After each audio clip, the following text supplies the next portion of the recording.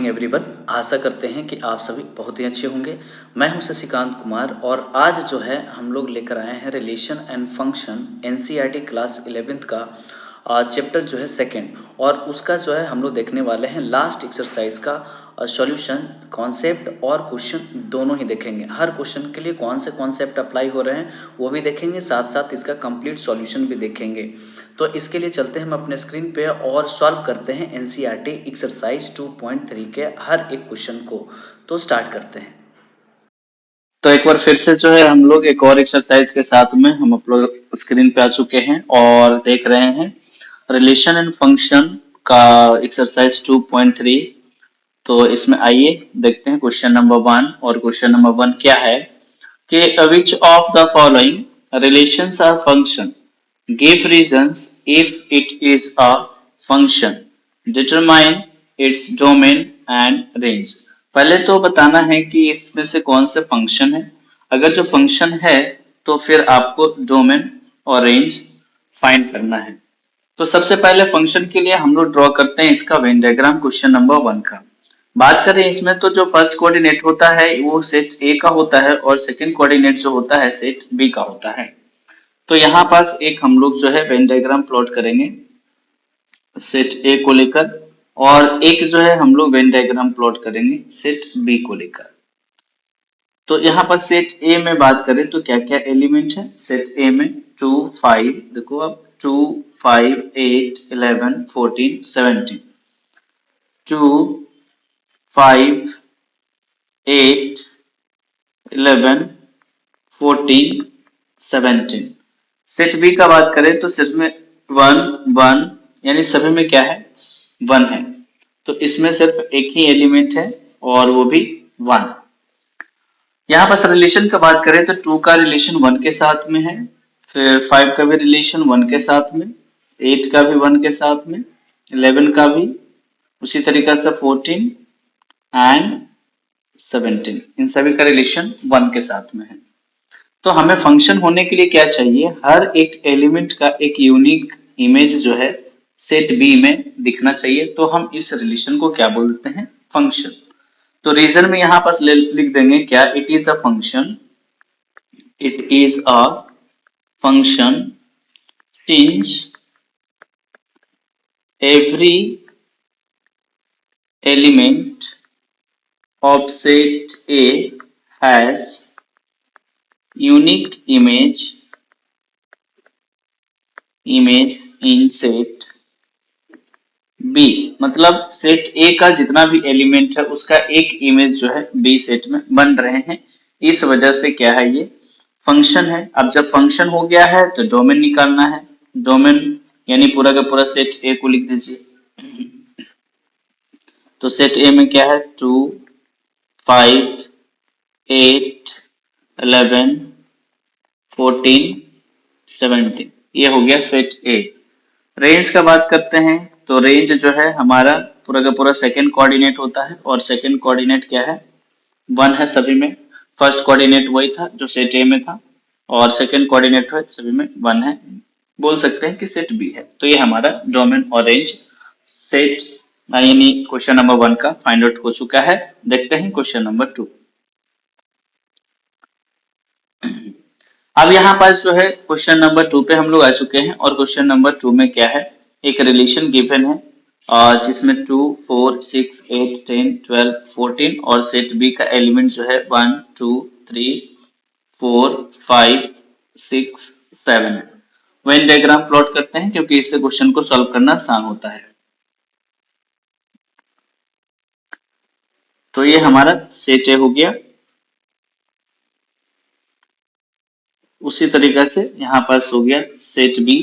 अब सेट ए का जो एलिमेंट है 2 4 6 8 10 12 14, और सेट बी का बात करें 1 2 3 1 2 3 4 देन 5 6 7 5 6 7। अब यहाँ पास देखें 2 का इमेज 1 के साथ में है, 2 का रिलेशन 1 के साथ में, 4 का रिलेशन 2 के साथ में और 6 का रिलेशन 3 के साथ में, देन 8 का रिलेशन 4 के साथ में, 10 का रिलेशन 5 के साथ में, और 12 का इमेज जो है 6 के साथ में, और 14 का इमेज जो है 7 के साथ में। तो यहाँ पास हम लोग क्या देखने के लिए मिला कि सेट ए का जो सारा एलिमेंट है उसका इमेज बन रहे हैं और एक इमेज बन रहे हैं, यूनिक इमेज। सो ये भी क्या होगा सेकेंड नंबर में, it is a function, it is a function. Since, same reason लिखना है, since every element of set A has unique image in set B, unique image in set B, ये हमारा हो गया रीजन। तो जब ये फंक्शन है तो डोमेन भी लिखना पड़ेगा। तो डोमेन में देखिए फर्स्ट कोऑर्डिनेट यानी सेट A को पूरा लिख दीजिए, 2 4 6 8 10 12 और 14, ये हो गया कंप्लीट। रेंज का बात कर लेते हैं, तो रेंज जो है इसका वो हमारे पास सेकेंड कोऑर्डिनेट जो कि सेट बी है, और है हमारे पास 1 2 3 4 5 6 7। तो ये हमारे पास सेट ये रेंज और डोमेन हो गया। देखते हैं क्वेश्चन नंबर 3, और क्वेश्चन नंबर 3 का ये कुछ रिलेशन है, और यहाँ पास देख रहे हैं रिलेशन में फिर से हम एक छोटा सा वेन डायग्राम प्लॉट करेंगे। ये हमारे पास सेट ए के लिए वेन डायग्राम और सेट बी के लिए। इसमें हम लोग देखें तो 1 1 2 यानी 2 एलिमेंट है सेट में, और 3 5 5 यानी इसमें 3 और 5 है ना, दो दो एलिमेंट है दोनों सेट में।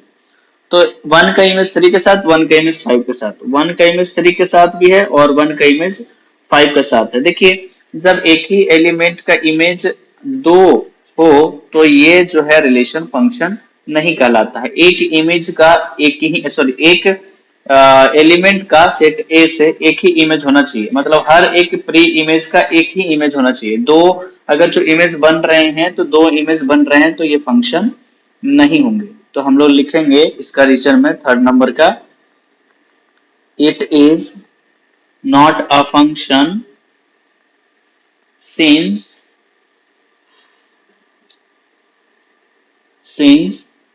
one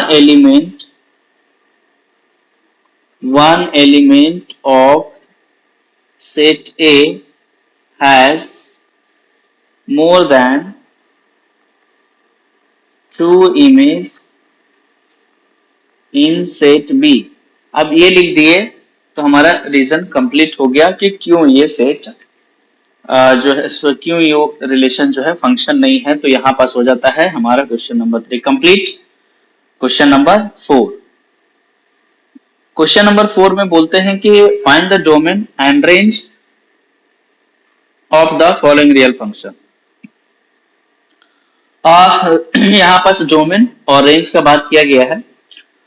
सबसे पहले आइए इसको हम लोग थोड़ा सा समझते हैं। फंक्शन जो है यहाँ पास मोड के अंदर में ये दिए हुए हैं। अब यहाँ पास जो भी वैल्यू हम पुट करेंगे ये होता है डोमेन।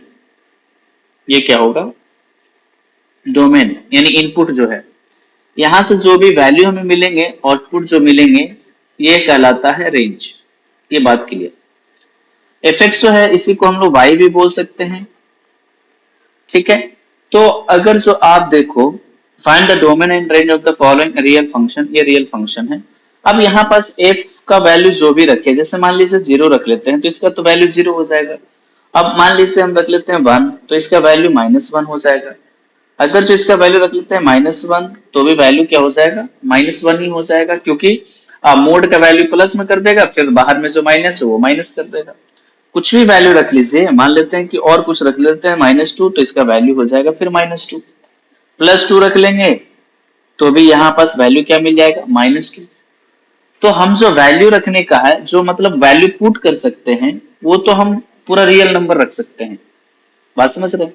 तो डोमेन इसका क्या लिख सकते हैं हम लोग, तो जब डोमेन इस फंक्शन का लिखेंगे तो डोमेन में हम लोग लिख सकते हैं रियल नंबर लिख सकते हैं। रियल नंबर कुछ भी रख सकते हैं हम यहाँ पास।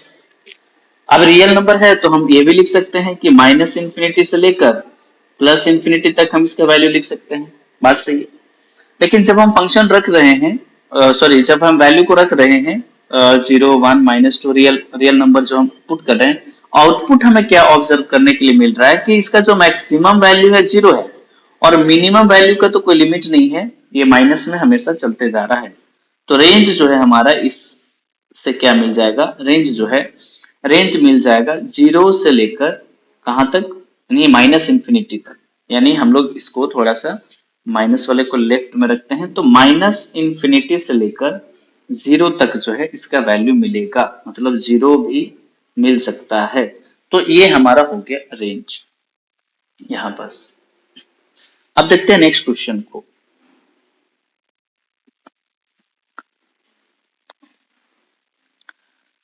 क्वेश्चन नंबर 2 है, और क्वेश्चन नंबर 2 यहाँ पर हम लोग यहीं पर सॉल्व करते हैं। हाँ, ये क्वेश्चन नंबर 2 हो गया, और इसको हम थोड़ा और अच्छे से लिख लेते हैं। F x is equal to, यहाँ जो क्वेश्चन है, अंडर रूट 9 - x² है। तो ये हमारे पास क्वेश्चन है, और इसका हमें डोमेन रेंज फाइंड करना है। तो डोमेन रेंज फाइंड करने के लिए हम क्या कर सकते हैं, ये जो वैल्यू हमारे पास दिया हुआ है फंक्शन का। अब एक बात यहाँ पर समझ लीजिए कि ये जो रूट में वैल्यू दिया हुआ है 9 - x², इसका वैल्यू कभी भी निगेटिव नहीं होता है। ठीक है। तो जब निगेटिव नहीं होता है तो हम बोल सकते हैं कि ये जो हमारे पास वैल्यू है, ये जो वैल्यू दिए हुए हैं 9 - x² रूट में, ये हमेशा 0 के बराबर या 0 से ग्रेटर देन होगा, यानी इक्वल टू 0 और ग्रेटर देन 0 इसका वैल्यू होगा। निगेटिव तो नहीं हो रहा है। अगर जो निगेटिव नहीं हो रहा है तो फिर यही होगा, 0 या 0 से बड़ा होगा इसका वैल्यू। तो जैसे ही हम इसको स्क्वायर को हटाएंगे तो हमारे पास मिल जाएंगे 9 - x² greater than equal to 0। और जब हम इसे सॉल्व कर लेंगे तो a² - x² greater than equal to 0। तो इसे हम लिख सकते हैं 3 प्लस का x 3 माइनस का x greater than equal to 0। तो यहाँ से दो वैल्यू मिलेंगे, 3 plus x greater than equal to 0। ठीक है। तो इनइक्वालिटी सॉल्व करने का एक मेथड होता है। हम जैसे लीनियर इक्वेशन सॉल्व करते थे उस समय उसके अकॉर्डिंग हम माइनस को इधर उधर नहीं कर सकते, कुछ चलो उधर ले लिए तो -3 हो गया। हम क्या करेंगे, इसको प्रॉपर जो है 3 माइनस करेंगे दोनों साइड में।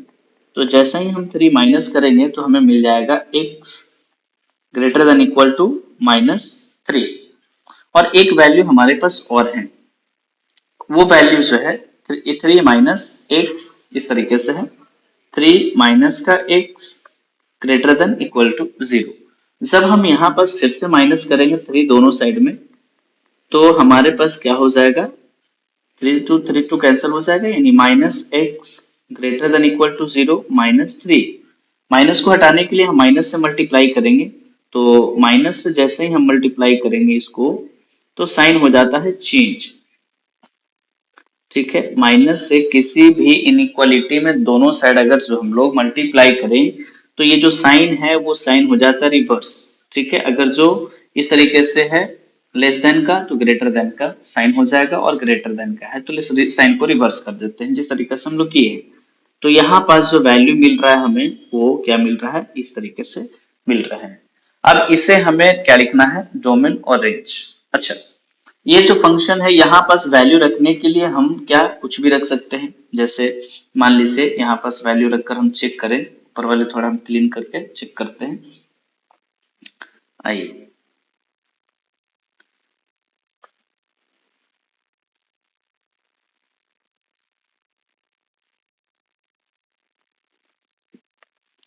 तो यहाँ पर जैसे ही हम देखें कि अगर जो एफ एक्स का हमारे पास वैल्यू है अंडर रूट 9 - x², तो हम अगर जो 0 रख दें इस वैल्यू को तो हमें मिल जाएंगे 3 +-3, या 3 बोलिए +-3। जैसे ही हम -1 रख देंगे तो ये हमें वैल्यू मिल जाएगा रूट का 8। जैसे ही हम यहाँ पास वैल्यू जो है -2 रख देंगे तो हमारे पास क्या हो जाएगा, 9 - 4। यानी हमें मिल जाएगा रूट का 5। उसी तरीके से हम -3 का रख देंगे तो हमारे पास हो जाएगा 9 माइनस 9 इज इक्वल टू 0। और जैसे ही हम माइनस का 4 रख देंगे तो ये निगेटिव में आना स्टार्ट हो जाएगा, जो कि हमें ये अलाउ नहीं करता है। तो जो वैल्यू हमको रखने का है वो होता है डोमेन। तो डोमेन इसके अकॉर्डिंगली क्या हम लोग का हो जाएगा, डोमेन जो है यहाँ पास हो जाएगा इसका, कहाँ से हम लोग रख सकते हैं 3, यानी प्लस का 3 से लेकर माइनस का 3 से लेकर प्लस का 3 तक हम वैल्यू को रख सकते हैं। ये हो गया हमारे पास डोमेन। रेंज का बात कर लेते हैं, तो रेंज जो है हमारा रेंज क्या हो जाएगा, यहाँ पर देखो आप इन सभी वैल्यू को रखते हैं तो हमें क्या देखने को मिल रहा है कि हम 0 से लेकर, ये जो वैल्यू है हमारा 0 से लेकर +3 तक जाएगा। 0 से +3, क्योंकि देखिए कोई भी ये जो रूट है इसका वैल्यू निगेटिव तो नहीं होगा।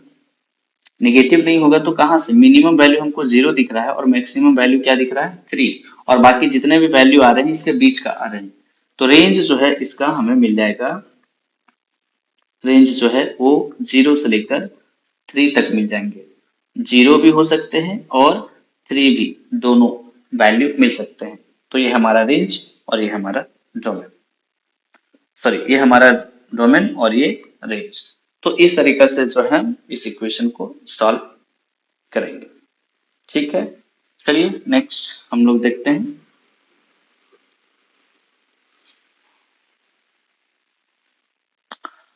हमारे पास है क्वेश्चन नंबर 3, और क्वेश्चन नंबर 3 में कुछ हमारे पास इक्वेशंस हैं जिसमें हमें वैल्यू फाइंड करना है। तो ये तो बहुत आसान है।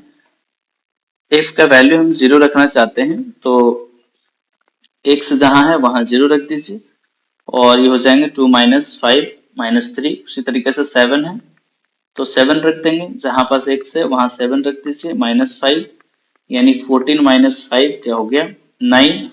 उसी तरीके से हमारे पास -3 है, ये बहुत ही ना 8 9 10 में हम लोग बहुत सॉल्व किए हैं। तो 2 -3 -5 यानी -6 -5 क्या हो गया -11। तो इस तरीके से वैल्यू हमें मिल गया क्वेश्चन नंबर 3 का। क्वेश्चन नंबर 4, यहाँ पर टाइपिंग एरर है। फंक्शन ये दिए हुए हैं, ये है हमारे पास F of C is equal to 9/5 Celsius plus का 32, यहाँ पर भी मिस्टेक है, 2 होगा 32। ये सीधा सीधा फ़ारेनहाइट और सेल्सियस का रिलेशन है। तो यहाँ पर वैल्यू रखने हैं हमें फिर से, जैसे यहाँ पर से 28, सी का वैल्यू 28, तो सी का वैल्यू जैसे ही 28 रख देंगे तो हमारे पास 9/5 इंटू 28 प्लस का 32।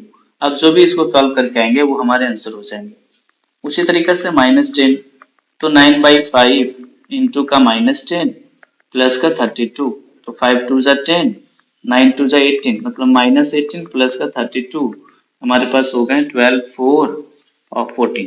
तो इस तरीके से इसका वैल्यू हो गया। अब यहाँ पास पूरा फंक्शन का ही वैल्यू दिया हुआ है, यानी f c is equal to, अगर जो 9/5 सेल्सियस प्लस 32 है तो इसका पूरा का पूरा वैल्यू दिया हुआ है, हमें सी का वैल्यू फाइंड करना है 32 दोनों साइड में हम लोग माइनस करेंगे।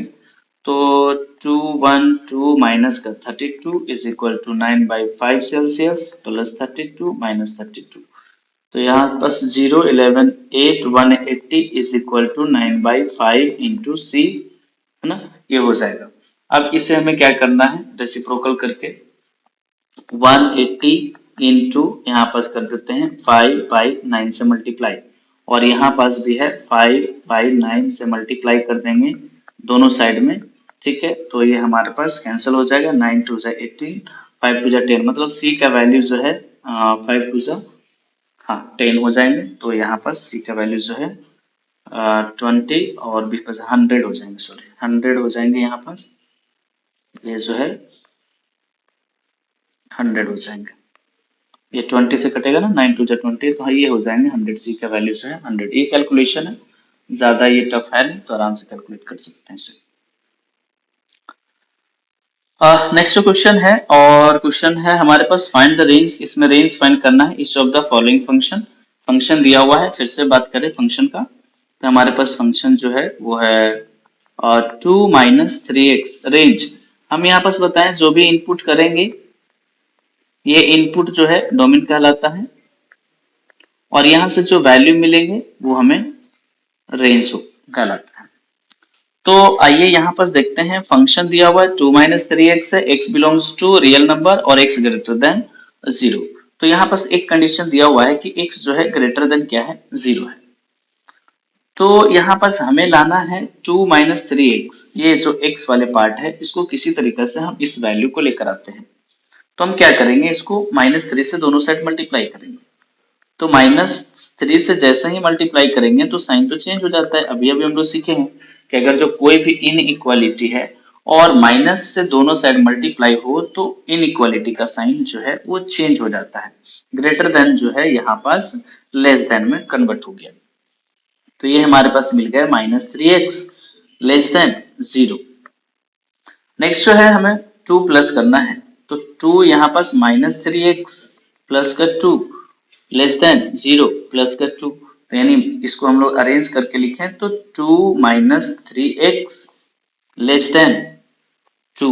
अब ये जो है पूरा का पूरा हमारे पास फंक्शन है, तो ये हमारे फंक्शन का वैल्यू मिल गया, 2 से कम होना चाहिए। तो इसका रेंज लिखना है, रेंज क्या हो जाएगा इसका, तो रेंज जो है हम बोल सकते हैं 2 से लेस देन, कहाँ तक जा सकता है 2 से लेस देन, इन्फिनिटी तक। और 2 तो हम बोल सकते हैं कि इसका जो वैल्यू है इस तरीके से हमें -इन्फिनिटी से लेकर 2 तक हम लोग लिख सकते हैं इसको, ठीक है। क्योंकि लेस देन का मीन्स ही होता है कम, तो 2 मैक्सिमम है तो मिनिमम कितना, -इन्फिनिटी हो सकता है इसका, और हमारा वैल्यू जो है 2 तक जाएंगे। नेक्स्ट क्वेश्चन देखते हैं। यहाँ पास है फिर से हमारे पास एक फंक्शन दिए हुए हैं और ये जो है, हाँ फंक्शन जो है हमारे पास F x is equal to X square plus 2 है। x is a real number, ठीक है। तो x रियल नंबर है तो x स्क्वायर का वैल्यू क्या हो सकता है, 0 से 0 के इक्वल टू या 0, मतलब क्या हुआ इसका मतलब सिंपल सा हुआ कि एक्स स्क्वायर अगर जो हम यहाँ पास लिख रहे हैं तो एक्स का वैल्यू रियल नंबर है, तो रियल नंबर में पॉजिटिव नेगेटिव कुछ भी ले सकते हैं। तो अगर जो एक्स का वैल्यू 0 लिखेंगे तो इसका वैल्यू 0 आ जाएगा। -1 लेंगे तो भी हमारा क्या आ जाएगा, ग्रेटर देन 0 ही आएगा। -2 लेंगे तो भी ग्रेटर देन क्या आएगा, 0, क्योंकि जैसे ही -1 लेंगे इसका वैल्यू क्या हो जाएगा 1, 2 लेंगे 4, जो कि क्या है ग्रेटर देन 0 है। तो इसलिए हम लिख सकते हैं कि x square greater than equal to 0, ठीक है, रियल नंबर के लिए। अब हमें करना क्या है, हमें +2 करना है, तब हमारे पास ये जो है इसके इक्वल टू में आ जाएंगे। तो दोनों साइड +2 करेंगे, एक्स स्क्वायर +2 और 0 +2, तो हमारे पास हो गया एक्स स्क्वायर +2 ग्रेटर देन, है ना, इस तरीके से। ये हमारा पूरा का पूरा फंक्शन है और इसका जो वैल्यू देखें तो 0 से बड़ा ये बराबर, तो यहाँ पास रेंज जो है इसका हो जाएगा क्या, और 0 से लेकर कहाँ तक, इन्फिनिटी तक हो जाएगा। इन्फिनिटी तक, इन्फिनिटी मतलब 0 से बड़ा तो प्लस इन्फिनिटी तो कुछ भी ले सकते हैं, +5 +6, तो ये हमारा इसका रेंज हो गया। नेक्स्ट जो है हम लोगों का क्वेश्चन नंबर 3 देखते हैं, और ये रहा क्वेश्चन नंबर 3। और यहाँ पर सिंपल सा बोल दिया है कि f x is equal to, यहाँ बस एक्स है, जहाँ एक्स क्या है, रियल नंबर। अगर जो हम यहाँ इनपुट करते हैं कुछ भी 1 2 -1 -2, तो आउटपुट भी सेम ही आएगा ना हमारे पास, यहाँ 1 आएगा, यहाँ 2 आएगा, यहाँ -1, यहाँ है ना -2। अगर जो 0 रखेंगे तो 0। कहने का मीन सिंपल सा है कि रेंज जो है इसका, रेंज वो रेंज क्या हो जाएगा, रियल नंबर ही हो जाएगा। लिखना चाहते हैं आप इस तरीका से, -इन्फिनिटी से +इन्फिनिटी को लिख सकते हैं कि इसका रेंज जो है -इन्फिनिटी से +इन्फिनिटी, क्योंकि हम यहाँ पास -इन्फिनिटी तक वैल्यू रखेंगे, इनपुट करेंगे और आउटपुट में भी सेम ही चीज मिलेगा। तो रेंज हमारा जो हो जाएगा रियल नंबर ही होगा। तो इस तरीके से जो है हम क्वेश्चन नंबर 3 को कंप्लीट कर चुके हैं और ये यहाँ हमारा क्वेश्चन हो जाता है फिनिश। और